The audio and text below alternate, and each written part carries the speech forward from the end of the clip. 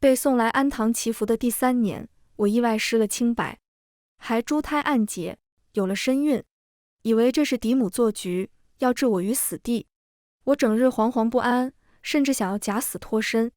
临走前，却突然听到腹中孩子的心声：我的亲娘爱，你能不能别瞎跑？我爹是皇帝好吧，乖乖等他来接你进宫享福不好吗？你这一跑，咱们娘俩还得吃糠咽菜10几年，没苦硬吃啊。还有，你的好妹妹还会顶替你的身份进宫，给我生个弟弟添堵，我抢皇位好辛苦。大家好，欢迎收看皮皮听书。谁？我握紧了手中的蜡烛，方才那股想要放火假死的勇气一下散了。现在是深夜，我为了逃跑特意闹了一回，被关在安堂在偏远的小院，即使烧了房子也不会有人受伤。可我也未曾想到，竟然还有鬼。我连忙将屋内所有的蜡烛点亮，又握着蜡烛缩在了床上，直到后背靠在墙上，才勉强有了一丝安全感。妖魔鬼怪，快离开！我闭着眼碎碎念，屋内又安静了下来。就在我放松的时候，那声音忽然又响了起来：这里没有鬼，娘怎么突然被吓到了？被吓到了也好，至少今天不会放火假死逃跑了，明天就能见到父皇了。只要父皇见到娘亲，那我们娘俩就不用过上那些苦日子了。肚子说话了。我瞪大了双眼，不可置信地盯着我那平坦的腹部。不是吧？这不到半个月的孩子会说话。半月前正好是安堂开放的日子，轮到我出去采买物品，只是在采买的时候路过小巷，意外被人掳走。那男子看不清面貌，只是对我说了句抱歉就扑了上来。大约是他身上的酒气和药物让我也陷入了昏沉中。在醒来时，我被安置在一间客栈中，也不见人影。询问小二也未曾有信息，更重要的是那时已经日暮西沉。若我再不回安堂，那便要被记录在案，算作窜逃。我若真逃了，也是个黑户，不值当。只是等我赶回安堂，也还是免不了一顿罚。安主本就收了我嫡母的钱，自然不遗余力地责罚我，以想要逃跑为由，将我关了2日禁闭。一开始，我以为那是嫡母安排的人，是他做局要害我，但一连几日都没有其他信息传来，我也只能自认倒霉。前几日，我查出了自己有孕，脉象虽然微弱，但不会出错。我的亲生母亲原本是个医女，进后院给嫡母看诊的时候，被父亲看中，被巧取豪夺做了妾，本就心情抑郁，又被嫡母折磨，因此早早去世。只是她死前还是教会了我一些医术，有孕的华脉自然在其内。诊出有孕后，我只想逃跑。无论如何，这个孩子是我认定的唯一亲人了，我不能放弃他。却没想到，这孩子竟然给了我这么大的惊吓。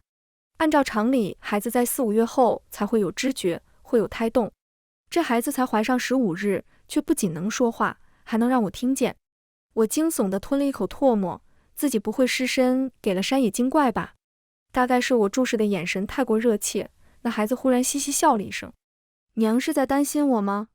我能安全生下来的。只是娘千万别假死逃跑，不然就要便宜娘的嫡母和妹妹了。他们原本是来抓娘回去嫁人的，却没想到正好撞上了来接娘进宫的父皇。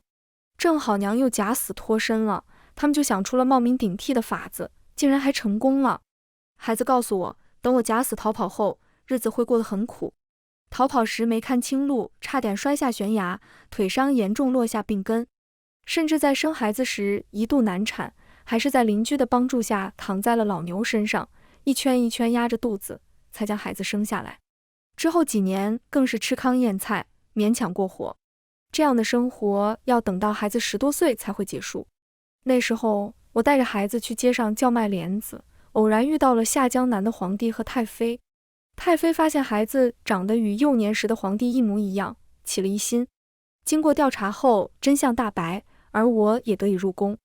只是那时候的嫡妹已经冒领我的身份入宫多年，还生下了皇子，贵为淑妃，就算犯了欺君大罪，最后也是轻轻放过。此后多年，嫡妹和她的孩子一直针对我们母子。幸亏我的孩子聪慧，杀出了一条血路，打败了嫡妹和她的孩子，坐上了储君之位。只是那时我年岁已近40，因为在外受了10多年的苦，加之生育时气血亏损，只过了5年好日子，甚至没见到我儿成婚，便早早去世了。旁的不说，一想到我和我儿的好日子要被嫡妹占去，我就忍受不了。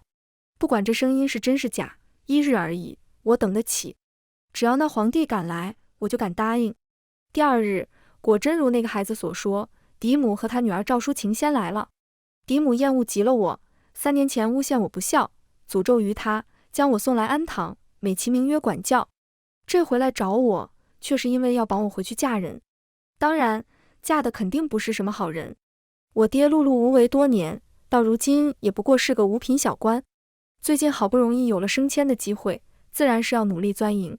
正好他的顶头上司有个不成器的儿子，拈花惹草得了花柳病，那东西都烂没了。上司觉得丢人，却又想给儿子娶个正妻遮掩。我爹闻到味儿就凑上去了，可嫡母又怎么舍得让自己的亲女儿去跳虎狼窝呢？这不就想起我来了，说是要接我回家嫁个好人家，却带了几个家丁，个个手拿棍棒绳索，这是多怕我逃跑啊！多谢安主这3年的教诲，我相信这孩子已经悔过，我们赵府就将他接回去了。在众多女子羡慕的眼神中，骑士笑着递出了一张银票给安主。可我知道嫡母根本就不安好心，现在唯一的办法就是拖延时间，等待皇帝的到来。父皇已经在来的路上了，娘再坚持一下。我借着大袖轻轻抚摸了自己的肚子，以示安慰。为了孩子，无论如何我都会拼死一搏的。眼看着嫡母就要朝我而来，我立即起身拉开了距离。3年前母亲因为我容貌出众盖过了妹妹，让妹妹伤心难过，就非说我诅咒母亲忤逆不孝，将我送来安堂，母亲还嫌不够吗？如今带着奴仆来，不像是要接女儿回家，更像是要将女儿打死，是要彻底斩草除根，不让女儿活吗？我知道姨娘貌美，得了爹爹喜爱，让母亲寝食难安。母亲拿我出气，我也忍了，可母亲怎地就容不下我一条命呢？我也不管3七21，只接一通颠倒黑白。在这安堂的女子也都明白内宅里的那些龌龊，自然有信了的。骑士的脸又白又红，被我气的话都说不利落，反倒是他身边的赵淑琴眉眼一横，骂出了声：胡说！你这个贱人，胆敢污蔑我娘，我打死你！他抢过一旁家丁的棍子就朝我丢来，被我利索闪身躲过，还随手拿起身边的经书丢了过去，正中他的额头。眼见着自己女儿挨打，骑士也忍不住了，他方才气昏了头，没想起自己还带着家丁，现下反应过来，一声令下，那些家丁就冲了上来。安主也加入进来，指挥着姑子帮忙抓我。可大部分人都曾被他苛待，自然不乐意听他的命令，干脆挤作一团。而我在躲避的时候，还不忘随手丢出果盘、凳子、蒲团，个个精准命中。腹中的小家伙在为我加油鼓劲，尖叫声、吵闹声不绝于耳，佛堂里乱成了一锅粥。只是我毕竟怀有身孕，又是女子，体力比不上那些身强力壮的家丁们。渐渐的，我开始处于下风。这安堂内我能丢的东西都丢了，想往门外跑，骑士赵淑琴还有安主又守着门。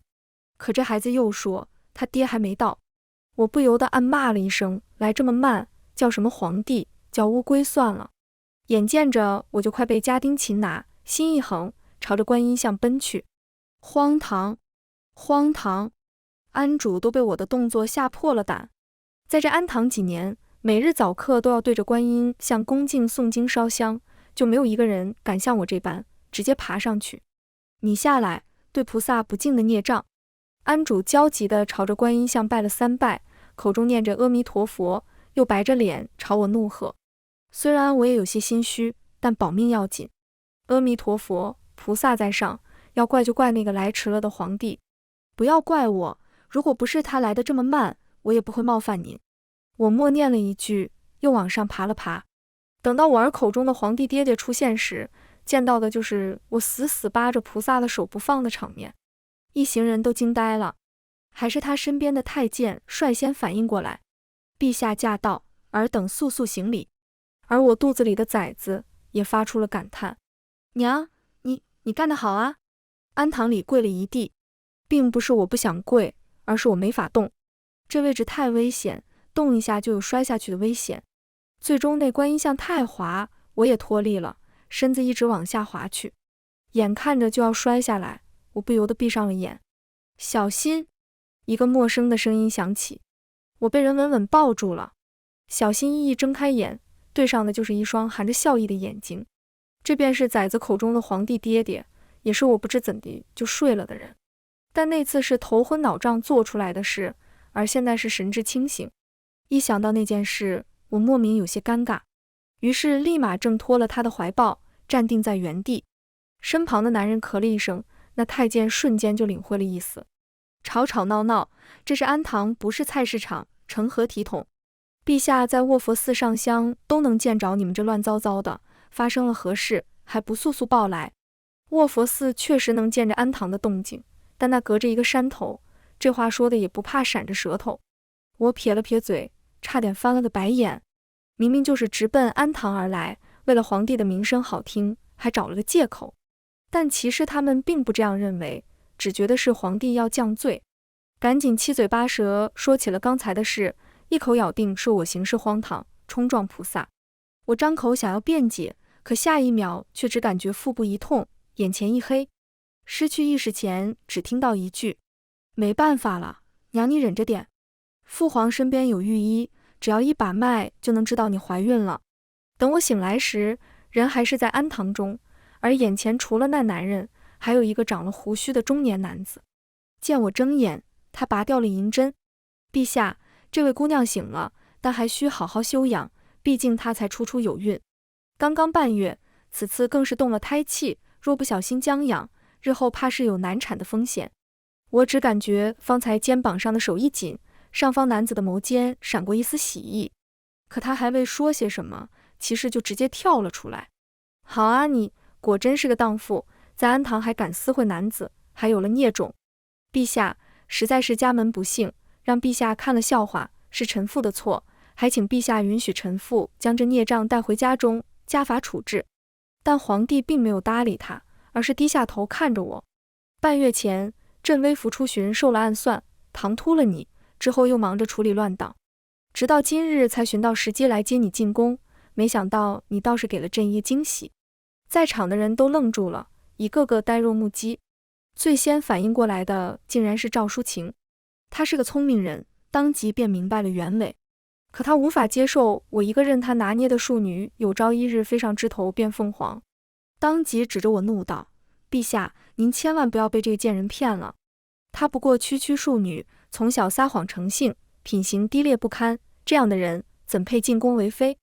所以你想说什么？皇帝看着他，脸上意味不明。赵淑晴握着帕子的手一紧，眼里闪过一丝窃喜，当即楚楚可怜地看向皇帝，娇声开口：臣女只是担心陛下被骗而已，毕竟陛下风神俊朗，是多少女子的意中人呢？意中人三个字被赵淑晴咬得很轻，她的眼神也含着诗意，含羞带怯，明眼人都知道她的情意。赵淑晴确实也是个清丽佳人，和我有6分相似，要不然前世也不能顶了我的身份，入宫获宠，还生下了皇子。皇帝会见色起意，产生动摇吗？我实在有些担心，只能咬咬牙拼上一把，抓着皇帝的衣袖，瞬间哭得梨花带雨。臣女自知身份低微，不敢有所奢望，只求陛下等让臣女生下腹中的孩子。臣女愿此生常伴青灯古佛，定不会让陛下有半点为难。在强势的男人面前，示弱永远有奇效。果然，我这话一出，皇帝脸色立刻露出动容之色。与此同时，孩子的声音再次响起：厉害啊娘，父皇最吃这一套慈母爱子这一套了。再说了，父皇都快30了，还一个孩子都没有，为了求子都快急疯了，就算为了我，父皇也会做出正确选择的。这样吗？思忖着孩子的话，我心里的大石算是落了一半，而剩下的一半也很快落了下来。皇帝动了，他一个使劲儿便将我打横抱起，在朕的面前污蔑朕的爱妃，甚至意图谋害皇嗣德安，你说他们该怎么罚？太监一甩拂尘，斟酌道：意欲谋害皇嗣，该是死罪，但菩萨保佑，龙胎无碍。不如就让这二人日夜为娘娘和皇嗣跪经祈福，日日跪足3个时辰，直至皇子平安生产。皇帝冷笑了一声，看着齐氏和赵淑晴如同死人一般。你们该庆幸朕的爱妃和孩子没事，否则定让你们人头落地。宜嫔，这是我入宫之后得到的位分。本来皇帝要封我为妃，却被生母于太妃给阻止。刚入宫就封妃太重了，对旁的妃嫔不公。皇帝的面色沉了下去，他看着太妃，却没有得到一个解释，最终失望挤出了一句：好，听母妃的。皇帝拉着我离开，没有再多说些什么。最后我的位分也定为了嫔。娘娘，您可是陛下继位后亲自封的第一位妃嫔呢。陛下还特意选了这个宜字，希望娘娘能领会陛下的心意。皇帝身边的太监生怕我多想，还特意解释了几句。我笑着应下，没有丝毫不满。从流落在外吃不饱穿不暖的黑户，变成享尽荣华富贵的嫔妃，我还有什么不满足的呢？况且我还听见了孩子的声音。其实太妃这么做也是以己夺人，为了娘好。她当年怀上父皇的时候，宫里只有皇后生的傻皇子，皇祖父一样着急求子，迫不及待就给他封了妃位，结果成了众矢之的，满宫皆敌，差点小产，最后没办法，只能和皇后做交易。于太妃孕有2子，一个皇帝，一个宁安王。只是皇帝一出生就被抱到了皇后膝下抚养，名正言顺的嫡母兼养母还在，这也是为什么皇帝登基后，于太妃一直只是太妃的原因。至于皇帝和于太妃之间的隔阂，一半是因为曾经的皇后，如今的太后从中挑拨，一半则是因为宁安王。皇帝迟迟无子，朝中隐隐有让皇帝立宁安王为皇太帝的声音，而于太妃压制我的位分，难免让皇帝以为他也有此意。但于太妃从不干政，很长时间里都不知道这件事。而且宁安王是个最新书画的浪子，根本没有什么野心，前世2人还都是他的助力，帮了他不少忙。从腹中孩子的絮絮叨叨里，我拼凑出了不少宫闱秘事，心中越发有了计较。或许解开皇帝和于太妃之间的心结，会是我的机会。当然不是现在，我需要做的便是老实安胎，孩子才是最重要的。晚上，皇帝来了我的寝宫永延殿，他对我只能封个嫔位还有些愧疚，但我很清楚，那不是对我有什么情谊，只是因为平白占了我的身子，以及无法给我一个高位的愧疚。如今臣妾能从安堂出来，也不需要被父亲和嫡母卖女求荣，嫁给一个身子废了的纨绔，已经是走大运了。能伺候陛下，是臣妾3生修来的福气。更何况皇帝在得知我那一桩不堪的婚事后，更是大发雷霆。嫡母和嫡妹从每日跪经祈福3个时辰，变成6个时辰，足足涨了1倍，甚至还派了宫里的嬷嬷监督，把他们折磨得苦不堪言。我那早死的姨娘还得了个7品宜人的诰命，终于能被送入祠堂，享受香火祭拜。至于父亲，别说升迁了，直接被降了1级，还被斥责闭门思过。若不是直接免官会让我和我腹中的孩子失了颜面，他就该滚出朝堂了。对皇帝，我是真心感激，因此好话说尽让皇帝不再为此烦忧，也让他不必愧疚。对外更是一副恭顺的模样，谨小慎微，遵循着宫规，没有因为自己有孕就如何嚣张，更多的是将自己关在宫中，该请安就请安，从不与人发生冲突。这般作态不仅皇帝满意，高高在上的太后满意，他还当着皇帝的面赏了我一些东西，而我望向皇帝，得到他的首肯，才恭敬地收下那些珍宝。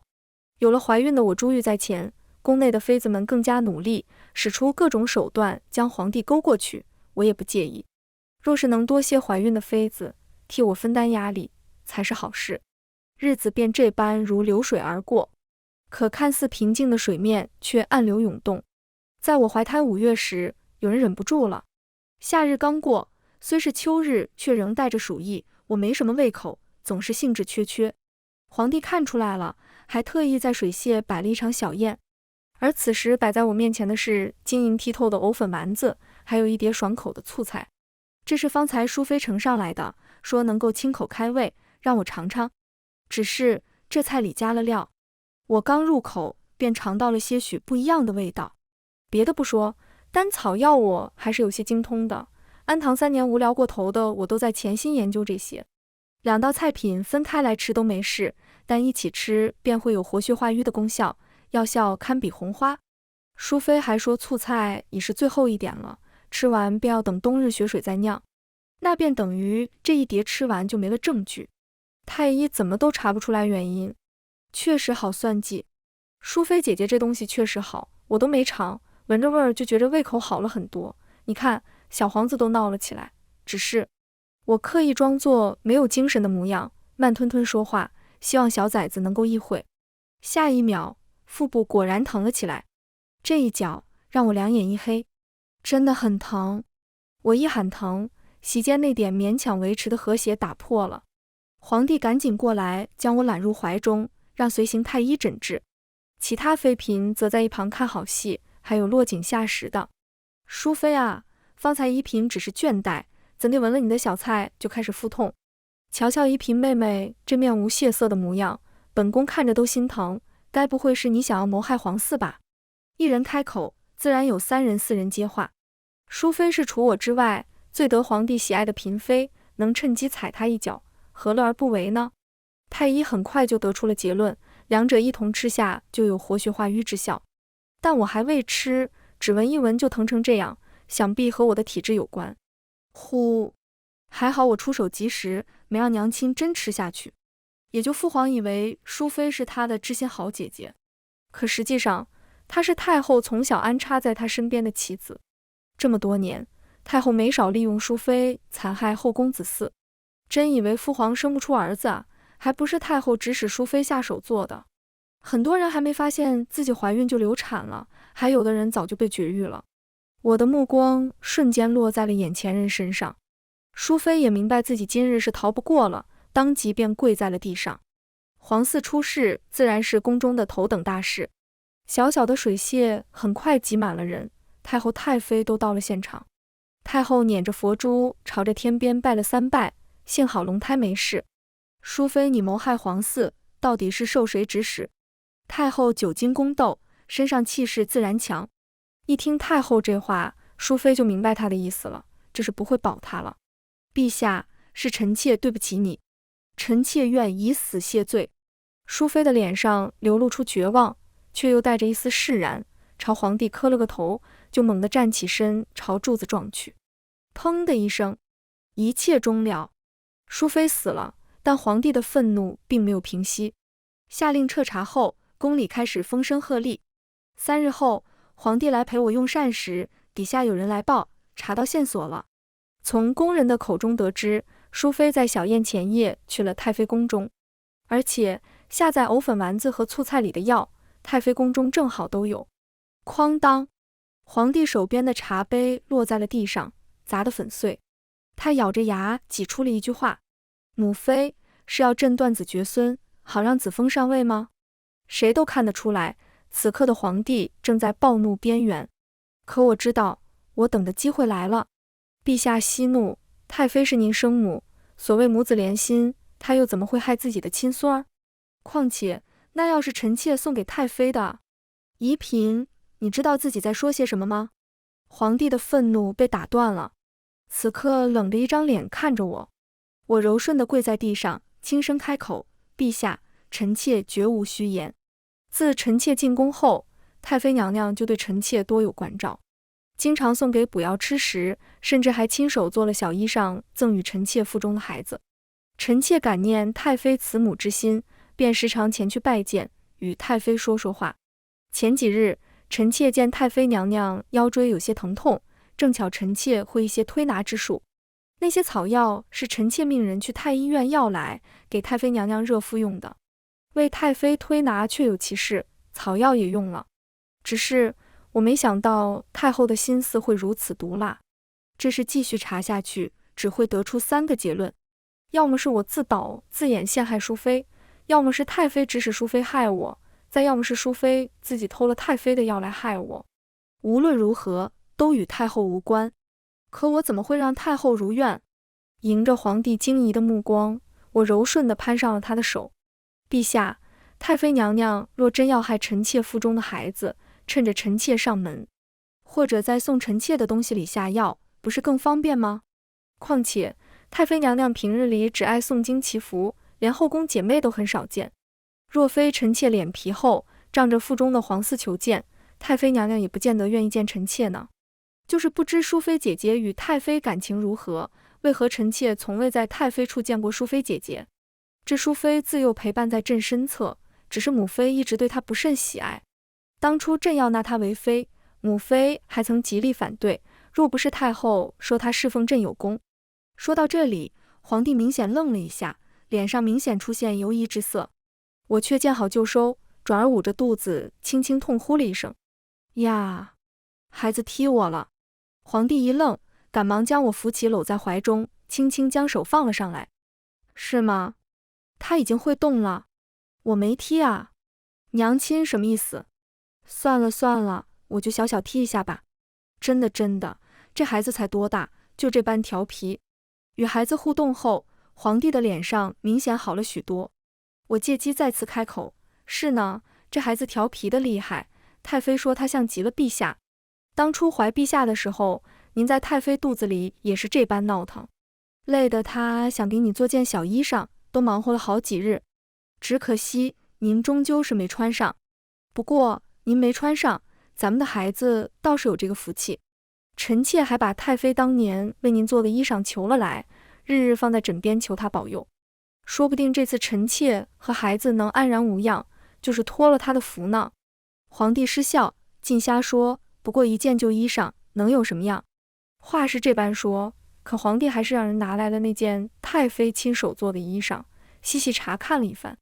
快30年了，这件小衣裳依然被保存完好，只是上头的磨损也很明显，显然是有人经年累月，时常拿在手中抹挲所致。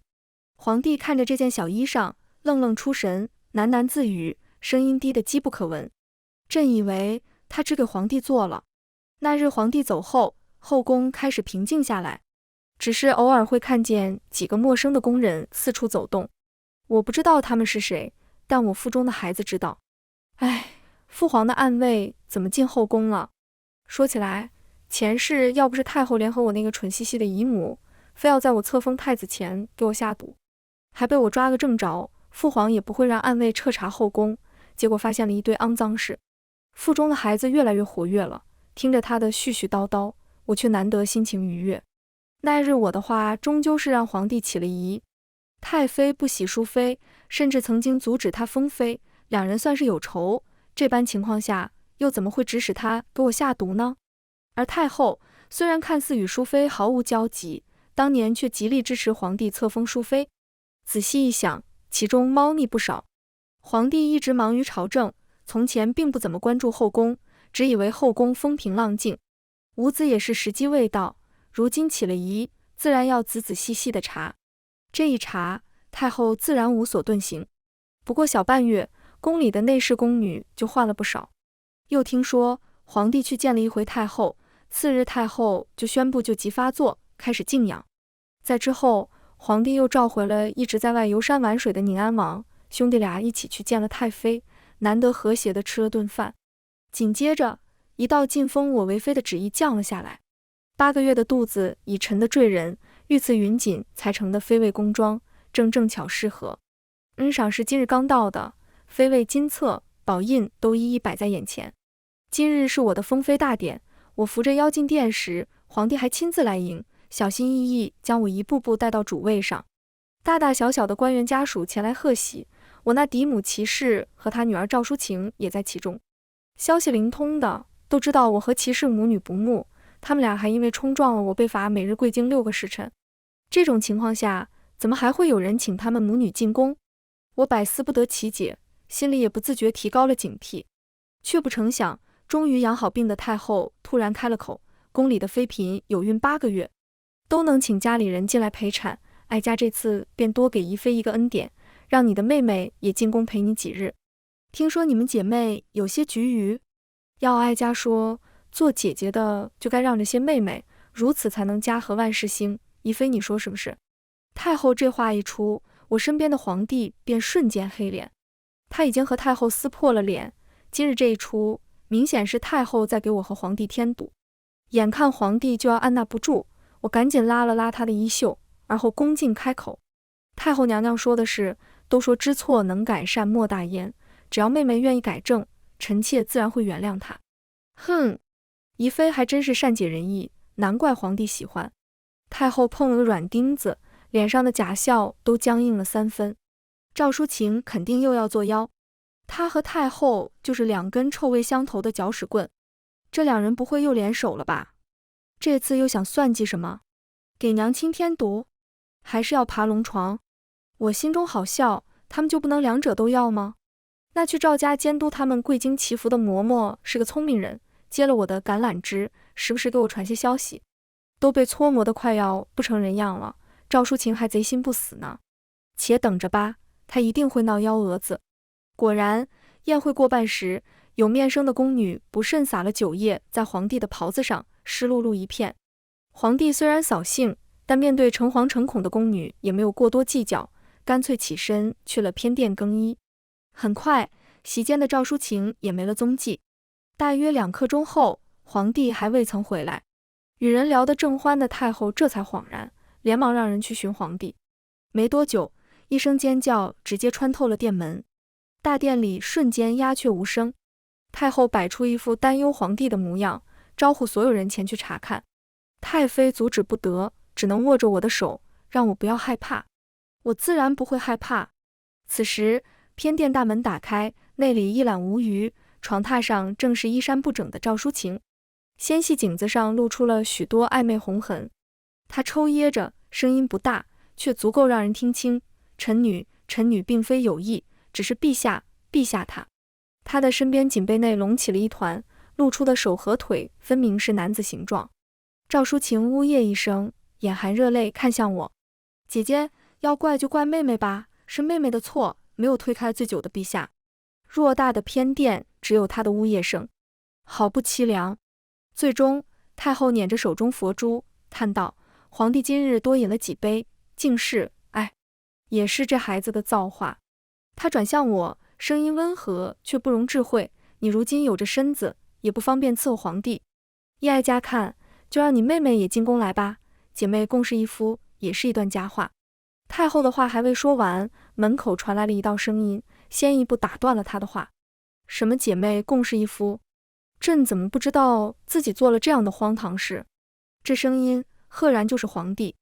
所有人骇然转头，只见皇帝负手立于殿门处，龙袍整齐，眼神清明锐利，根本没有半分醉意。方才更完衣，朕一时气闷，出去透了透气，怎地回来就多了承恩的？还承的是朕的恩德安，给朕看看，究竟是哪个胆大包天的如此以下犯上？德安上前不管不顾，立马掀开了那凌乱的锦被，锦被之下露出的并非众人预想中英挺的帝王，而是一个蜷缩着的穿着亲王服饰的年轻男子。他面容憨呆，双眼狭小，鼻头粗大短平，嘴角还挂着一点咸水，被德安摇醒时还痴傻的嘿嘿笑了。香香，我要吃香香。他朝着一旁的赵淑琴就扑去，惹得赵淑琴尖叫一声，对着面前人就拳打脚踢。你是谁？你为什么会在这里？不要靠近我，丑八怪！赵淑琴不知道眼前人是谁，但在场其他人却基本都知道，这人就是太后的亲儿子，因为天生痴傻而被排除在皇位继承人外的逍遥王李瑶。殿内瞬间炸开了锅，太后手指颤抖地指向那傻王爷，脸色惨白如纸，嘴唇哆嗦着，却一个字也说不出来。按照他的谋划，本该是皇帝和赵淑琴被捉奸在床，既能给皇帝添堵，又能让我受刺激早产，说不得还能来个一尸两命，一石二鸟。可他千算万算，没算到皇帝根本没罪，甚至皇帝早就对他无法忍耐，甚至将计就计，把他那见不得人的傻儿子给换了上来。这简直是将他的脸面、野心彻底踩在脚下。娘，干得好啊，直接从源头解决问题。我还以为娘会心软，现在看来，娘的智慧与我不相上下。这小兔崽子！我翘起嘴角，心中失笑。母后，你还没闹够吗？大哥如此模样，本就是天罚，父皇怜惜你与大哥，才瞒下此事，将大哥藏于深宫之中，保他此生无虞，甚至同意将朕早早抱在你的膝下，保住你的皇后之位。可你永远都不知足，挑拨朕和母妃的关系，在朕身边安插棋子，残害朕的子嗣。就因为大哥有了个儿子，你以为只要朕无子，那个孩子就能坐上皇位吗？皇帝看着太后，目光如死水一般，在众人面前毫无保留地揭开了太后那隐秘的野心和算计。是的，这位天生痴傻的逍遥王李瑶有一个孩子，是他的贴身婢女所生，年方3岁，看起来还算聪颖，被太后藏得很好。而这也是太后不遗余力让皇帝绝嗣，甚至挑拨皇帝和太妃和亲弟弟关系的原因。为什么不可以？佛珠串啪一声断裂，檀木珠子噼里啪啦滚落一地。我是皇后，我的儿子是中宫所出，是正统，我的孙子一样血脉高贵，皇位就该是他的，凭什么要给你的孽种？拼命隐藏的秘密已经彻底败露，太后没了翻盘的机会，干脆撕破了脸，歇斯底里宣泄着自己的愤怒，但最终也只是无力回天。太后得了癔症，即日起移居延宁殿，让逍遥王父子在跟前尽孝，任何人不得探望。延宁殿独立于东西6宫之外，是前朝皇室遗留，冷清僻静，年久失修。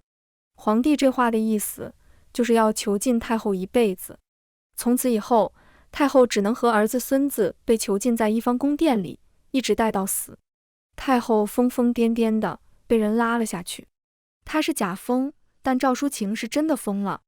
她接受不了自己被一个傻子毁了清白，眼见内侍上前要拖她下去，她猛地挣脱开来，状若疯癫，指着骑士尖声大笑起来：“母亲，我的好母亲，这就是你与太后娘娘为我谋的好前程。”她忽然讽刺地笑了起来，指着在场所有人：“是你们？你们说只要听太后的，就能飞上枝头，就能把那个贱人踩在脚下，就能成为妃子了。我是妃子，哈哈哈哈哈！我是妃子！”这番不顾一切的疯狂自爆，让本已安静下来的殿内再次哗然。皇帝的脸色已然铁青至极。好得很。皇帝看着赵氏两母女的目光如同看死人一样。既然那么想要成为皇亲国戚，那朕就如了你们的愿。赵氏嫡女既已承恩于逍遥王，那给逍遥王做侍妾，一起住进延宁殿，终身不得出。赵家家主教戚不言，治家无方，革职查办。赵骑士赐死。骑士腿一软，瘫倒在了地上。陛下恕罪，陛下开恩啊！是太后威逼利诱，臣妇只是鬼迷心窍，请陛下看待宜妃娘娘。他的话还未说完，内侍就已经上前将母女俩拖了下去。经此一事，皇帝以彻查宫闱秽乱为由，雷厉风行地将后宫之中与太后有过密关联的妃嫔宫人彻底清洗了一遍，而后迅速册立了于太妃为西宫太后，以尽孝道。来年春日，又下令选秀充实后宫，堵住了前朝那一批老古董的嘴。而我并未如寻常妇人般对此流露出丝毫醋意或妒恨。皇帝清洗后宫时，我负责协理6宫，并未借机排除异己。对待新入宫的秀女，也一视同仁，既不刻意打压，也不过分亲近。他愈发觉得我识大体，懂进退，且我爹被他革职后，更无外戚干政之忧。在孩子周岁时，我便被晋为皇贵妃，位同父后。入宫第5年，我再次有孕，平安诞下一位公主。皇帝大喜，虽非皇子，却依旧厚赏。西宫太后感念我当年揭开他们母子间的心结，这么多年一直对我十分亲近，多有帮扶。我在后宫待得越发闲适自在。至于情爱，我从来都不追求那些虚无缥缈的东西。怀中欲学可爱的女儿，远处拿着书册朗诵的儿子，还有一旁桌案上的后印，这些实实在在握在手里的东西，才是深宫之中最可靠的保障。至于皇帝身边是谁，来了多少新人，只要不触及我的利益，不威胁我的孩子，他们争他们的雨露恩宠，我自过我的日子。将来如何，我的孩子自会去争。全文完，皮皮听书，感谢您的观看，每天上新精彩小说，喜欢就订阅吧。